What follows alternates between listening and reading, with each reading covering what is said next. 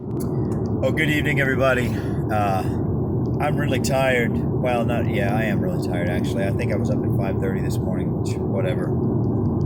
I should that no, maybe 6 or 6:30. Maybe it was 5:30. I think it was 5:30 to be honest. But anyway, I know I was laying there for the longest time saying I need to get up, I need to get up, I need to get up. So and that whole process started at 3:30. I just can't remember what time I actually eventually got up. But anyway,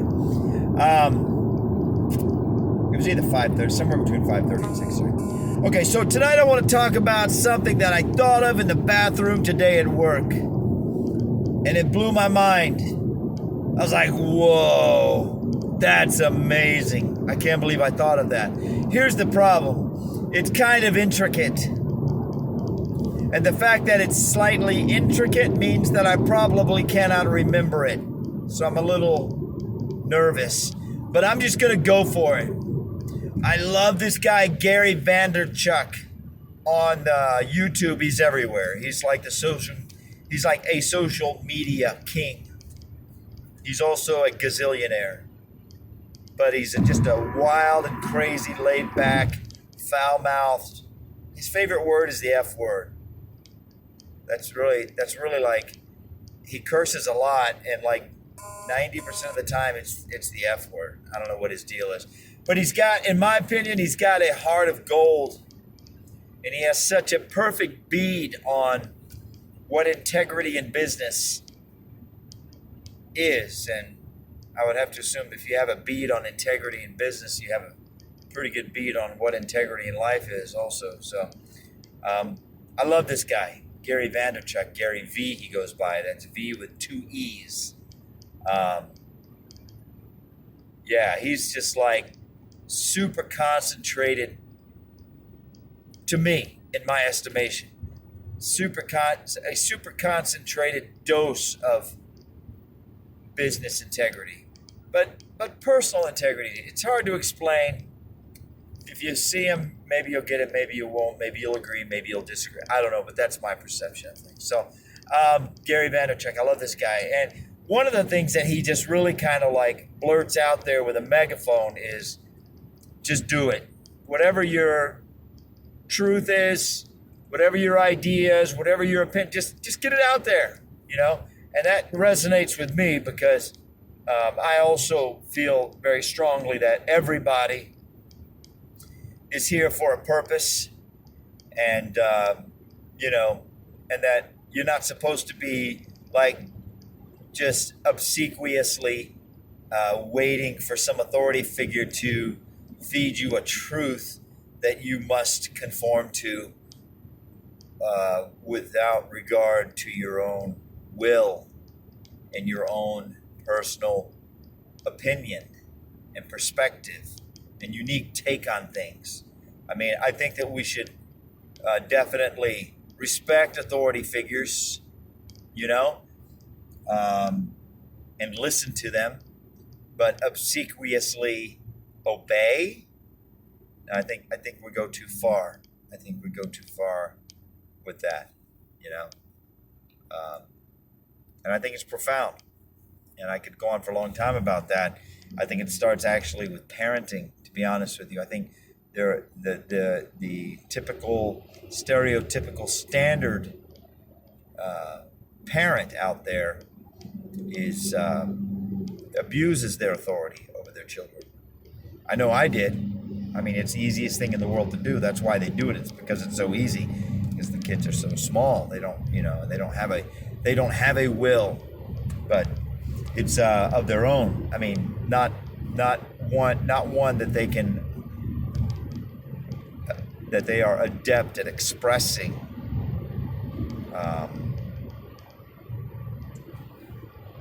Okay, let me rephrase that. Yes, they do have a will. Even the smallest child has his or her own will.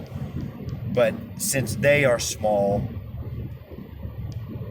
the easy thing to do is to assume that their will is small and or insignificant, and so to fail to recognize how significant it is the natural thing to do is to be abusive to it. Because that's one definition of abuse, is to fail to recognize the significance of another person and their rights and their feelings and their identity and their existence, really, right? So anyway, Gary Vaynerchuk is very vocal about the entity of the individual. He doesn't use those words, those are my words, but he's saying the same thing. The entity of the individual expressing itself, and boldly and confidently and without regard to polish and professionalism and perfection, and which is all just a trap. Anybody who subscribes to all of that subscribes to a trap. It's a live by the sword, die by the sword kind of a trap. It might, if you have success in that area of being polished and professional, eventually that thing will snap back around and will end you. As much as it gave you a thrill for a while, it will eventually end you, right? The thing is to be organic and raw, and that's again, not his words, but that's what he promotes. So that's why I'm just going to go. I'm just going to press on with this thing. So what I want to talk about tonight, sorry for the long introduction. What I want to talk about tonight is what it really means to follow Christ. And I want to talk about that within the context of world religions, even to the extreme. Atheism, Satanism, that's what I mean by the extreme. If I want to talk about like Hinduism, Buddhism, Zoroastrianism, Islam, Judaism, those are just world religions. I don't really consider those to be extreme examples of world religions, but atheism and Satanism are certainly, Satanism is an extreme, So I want to talk about it within the context of, I want to talk about being follower of Christ within the context of world religions. I want to talk about what it means to be a follower of Christ within the context of institutionalization, within the context of branding. Everybody's talking about branding these days, and it's a very profound subject.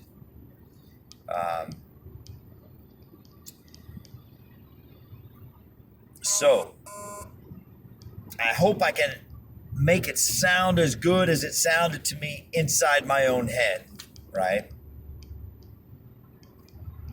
So I'm going to try. All right. So I just left a church in Lakeland. My fiance and I affectionately refer to it as the Demon Church, because they are one of Bob Larson's. If you don't know Bob Larson, he's an exorcist.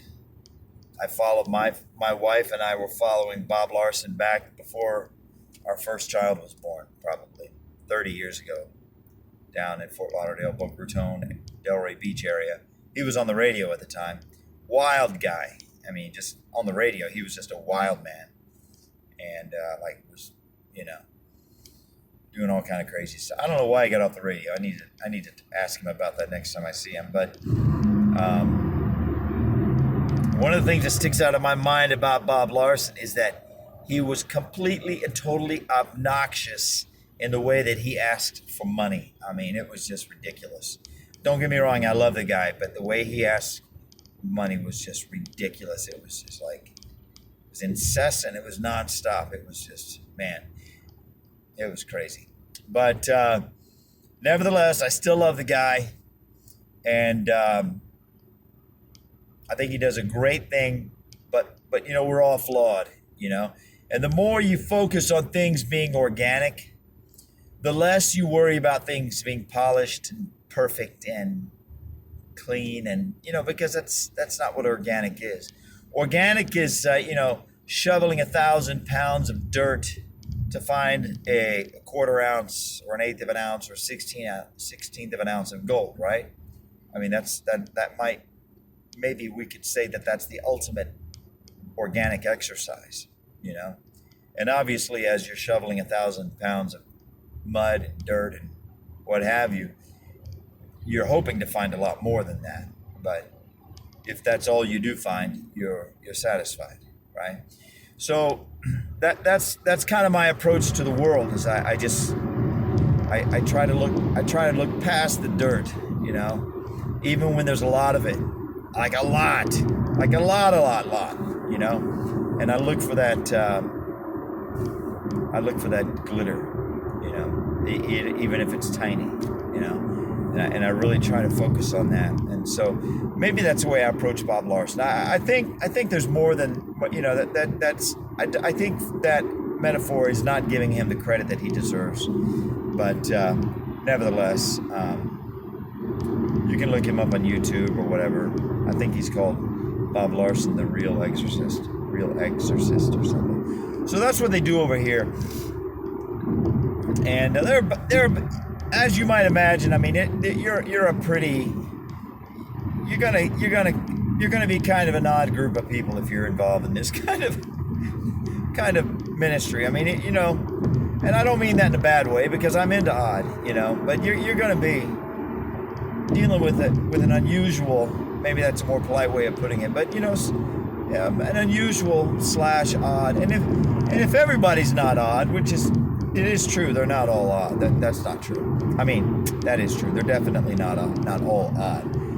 Then you rest assured that at a minimum some of them are going to be on the odd side of things. So, but again, I try to find the glitter. I try to find the gold, even if it's a 16th of an ounce or an eighth of an ounce. So what am I talking about here? Oh, okay. So what I wanted to say about that at this church is that, like most churches, they're very much into the institutionalization of following Jesus. And to me, when something becomes institutionalized, it's synonymous with being branded. Right? I mean, an institution by definition has a brand. If they don't explicitly have a brand, if they are not explicitly concerned with their brand, which as many branding experts as there are running around these days, I think an institution who is not explicitly concerned with their brand is going to be the exception among institutions at this point in time. So, but let's talk about the exception for a minute. Even in the case of the exception, and by the exception, I mean the institution who is not explicitly aware of what their brand is, and who explicitly goes to some degree, takes some actions to protect and shape and polish their brand, even if the institution is not one of those institutions. Nevertheless, just organically, any institution has a brand. There's something that they're known for.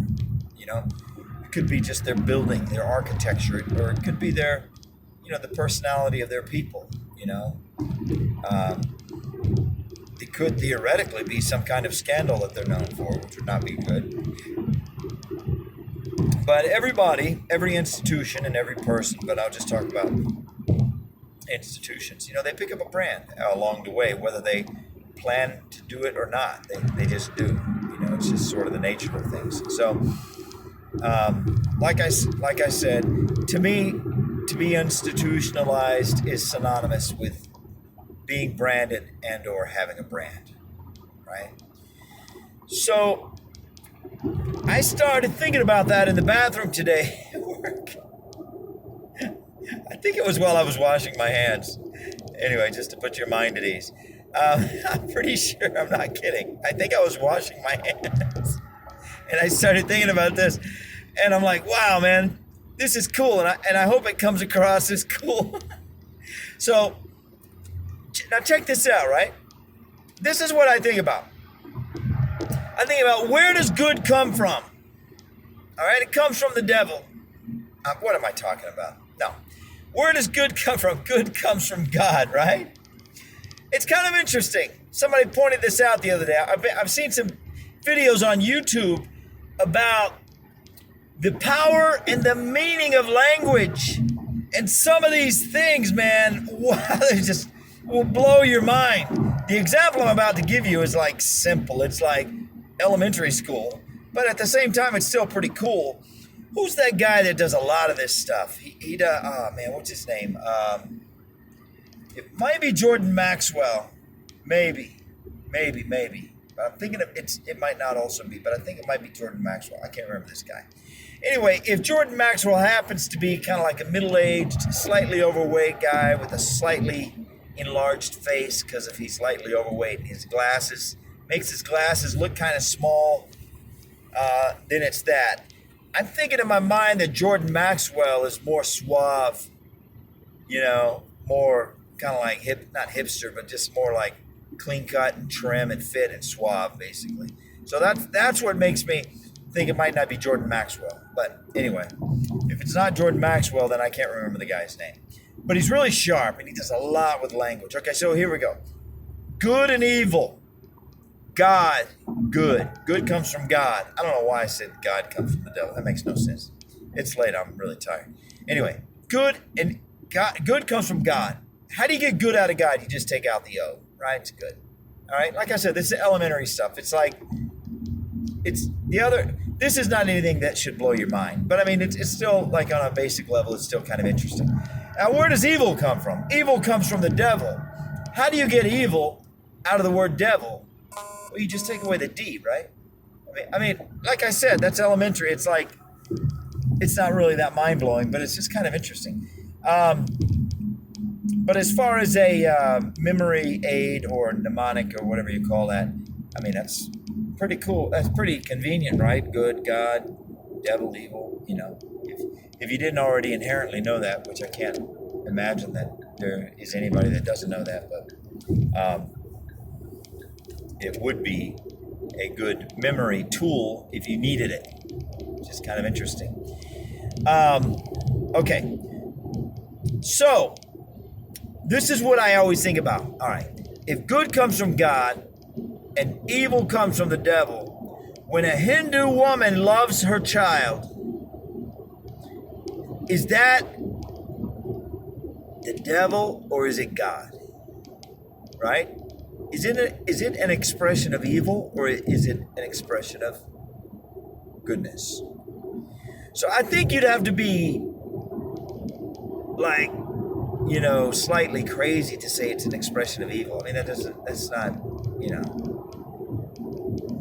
mean, you'd have to be incoherent. You'd have to be, I mean, I don't even think a crazy person would say that. I mean, that's so far out there that, it's just like, no, that's good. That's good. So if good comes from God, is that Hindu woman expressing the identity and the spirit of God, or is she expressing the spirit of the devil? Well, again, it's obvious, right? I mean, who could argue this? And before we start attaching a string of buts, but, because that's what and I'm not saying this like in an aspersion kind of way, I'm just stating it as a fact, And we're all institutional. We all have our institutional devotions. Everybody. So, like I said, I'm not casting aspersions on anybody here. What I was about to say, though, was that institutional Christians will immediately start attaching a string of buts to the end of that obvious fact. The obvious fact being that when a Hindu woman loves her child, that is an expression of goodness. That is an expression of the spirit and the nature of God. Right? Okay. So that's what I think about. I think about that a lot. And by the way, atheists love their children. Satanists love their children. So Like I said, this is even to the extreme. We can go with this stuff. All right. So now we've established a fact, and we have refrained from attaching a string of buts to the end of it, like some of us might want to. We've just established that fact, and we're just going to let that fact be alone. We're going to leave it alone for the moment. Okay. Now,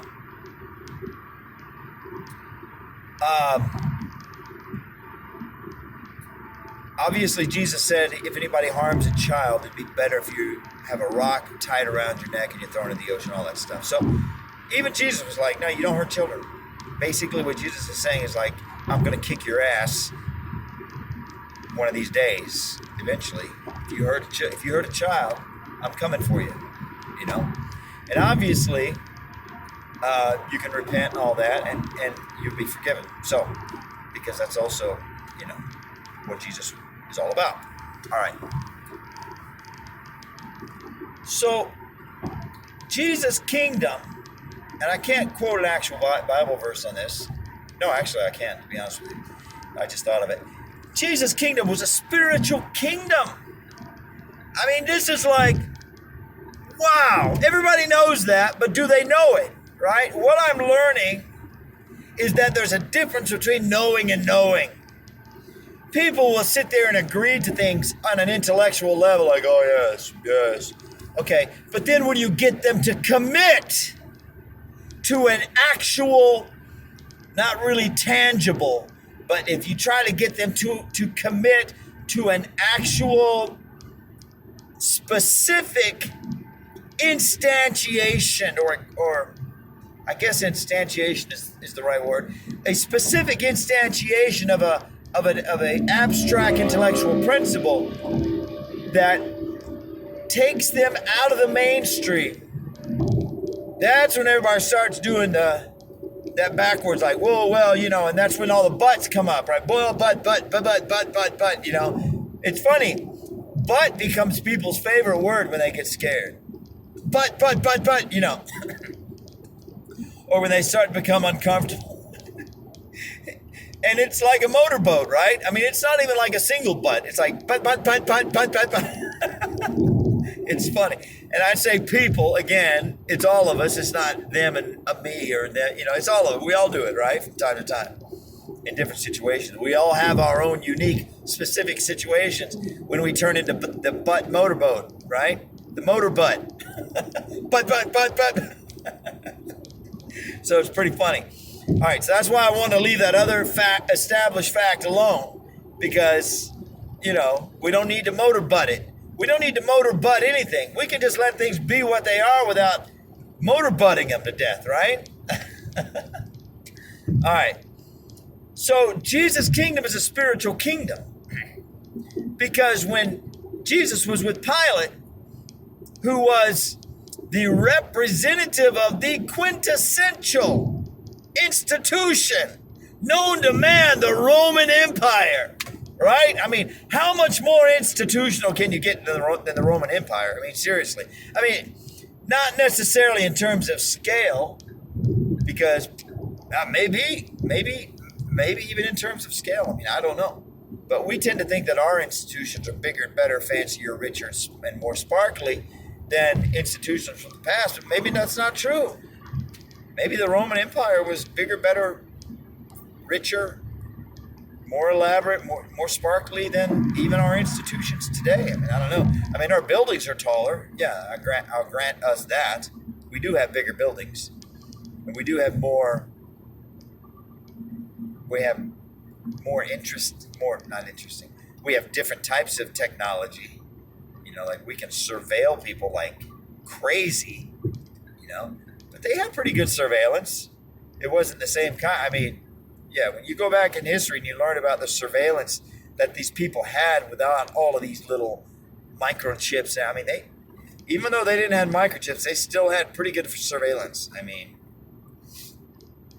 you know, they just did it a different way. It was human based as opposed to electronic based. So anyway, yeah. So when Jesus was with Pilate, Jesus is like, my kingdom is not of this world. That's what I mean when I said I thought of it of a scripture that I could quote, right? So there you go. Jesus' kingdom is a spiritual kingdom. Okay. So how are we doing on time? Pretty bad, I bet, because I'm always doing bad on time. I don't know how to get the time. Maybe it's here and I just can't see. Oh yeah, it is there. It's white and it's on my shirt. My shirt is white. Wow, 25 minutes already. Wow, man, I knew I was doing bad on time. Okay, and I got this gold circle. I don't know what it is. It's probably a focal point. So let me put it over my face instead of like over the roof of the car.